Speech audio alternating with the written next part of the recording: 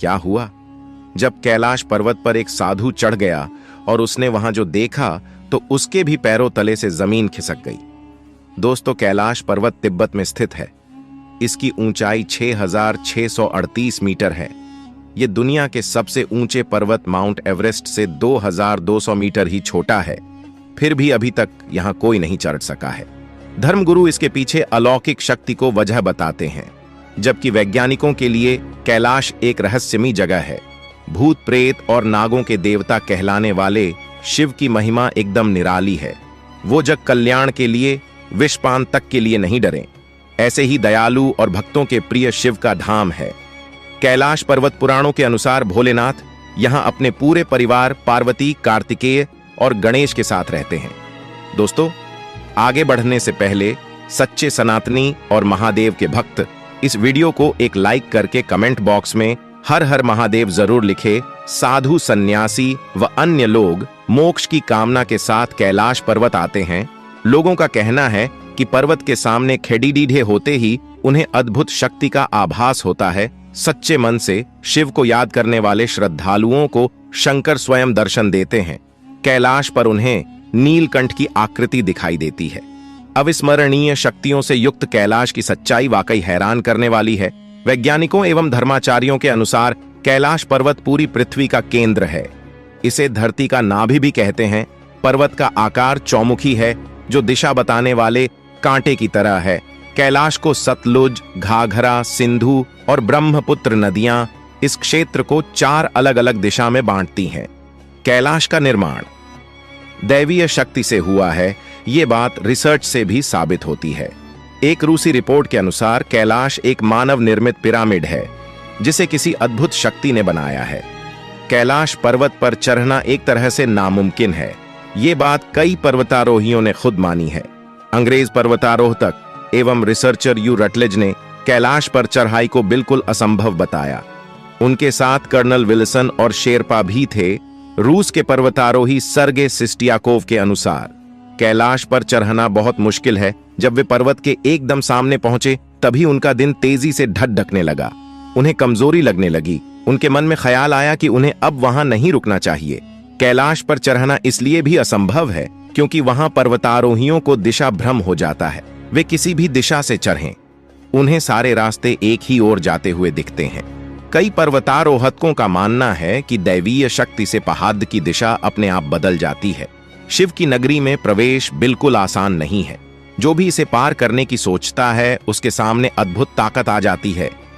कई शोधकर्ताओं व माउंटेन क्लाइंबरों के अनुसार चढ़ाई के समय एकदम से मौसम बदल जाता है। बर्फ के तूफान आ जाते हैं, तेज हवाएं चलने लगती हैं। कैलाश पर्वत कई रहस्यों से जुड़ा है। यहाँ हैरान करने वाली चीजें हैं जिन पर यकीन करना शोधकर्ताओं के लिए मुश्किल है।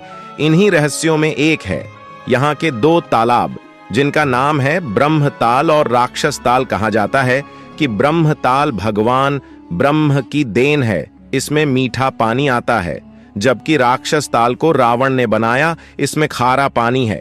लेकिन जब कोई कैलाश पर चढ़ ही नहीं पाता, तो एक साधु कैलाश पर्वत पर कैसे चढ़ गया?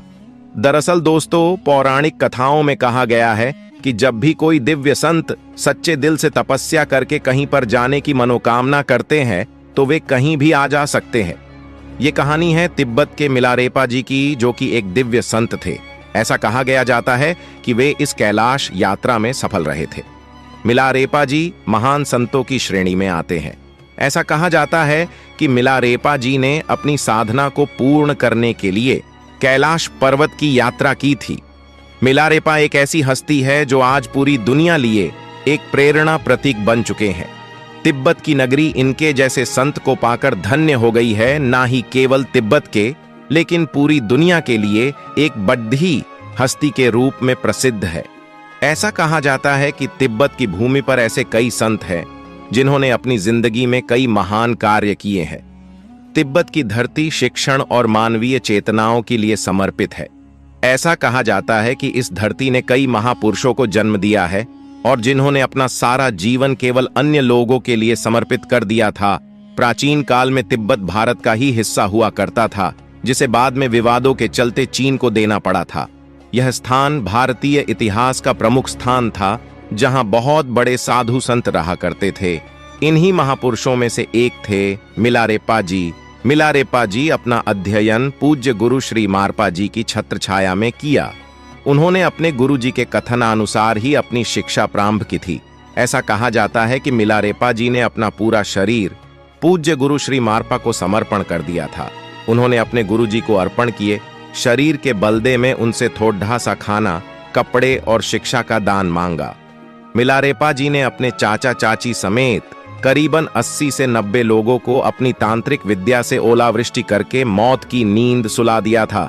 ऐसा उन्होंने इसलिए किया था क्योंकि वे अपने आप को साबित करना कहते थे। उनके अंदर की आग को उन्होंने ऐसा करके बुझा लिया था।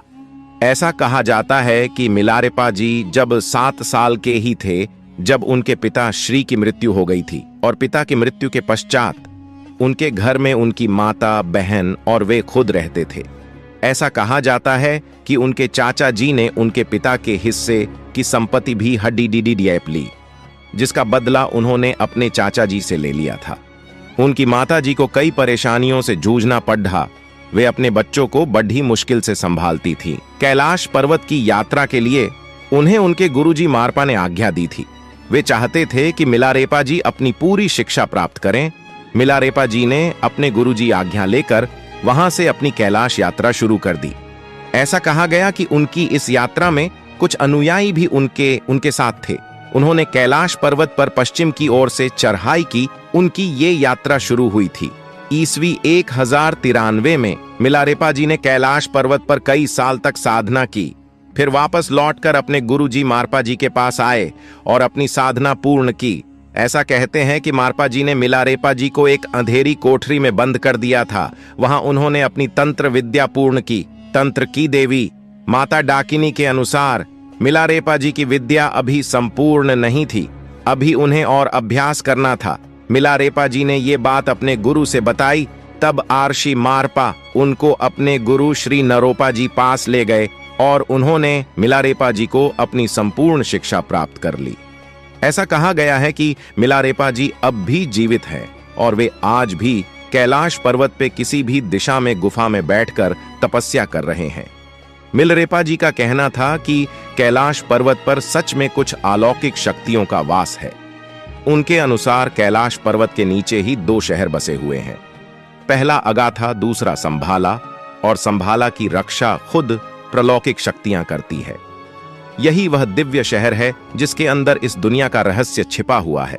संभाला में से ही स्वर्गलोक जाने का कोई रास्ता छिपा हुआ है, जहां से पांडव भी स्वर्ग गए थे जब श्री कृष्ण ने उन्हें यहां का रास्ता बताया था। संभाला के बारे में कहा जाता है कि यहां पर किसी की मृत्यु नहीं होती और इस दुनिया का दूसरी दुनिया से कनेक्ट होने का यही एक जरिया है।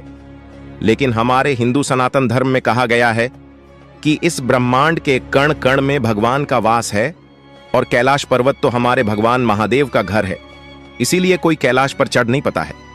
तो दोस्तों, क्या कहना है? क्या कैलाश पर्वत पर सच में ही भगवान शिव शंकर जी का निवास है? कमेंट बॉक्स में हर हर महादेव जरूर लिखें। साथ ही साथ इस वीडियो को एक लाइक करके चैनल को भी सब्सक्राइब करें।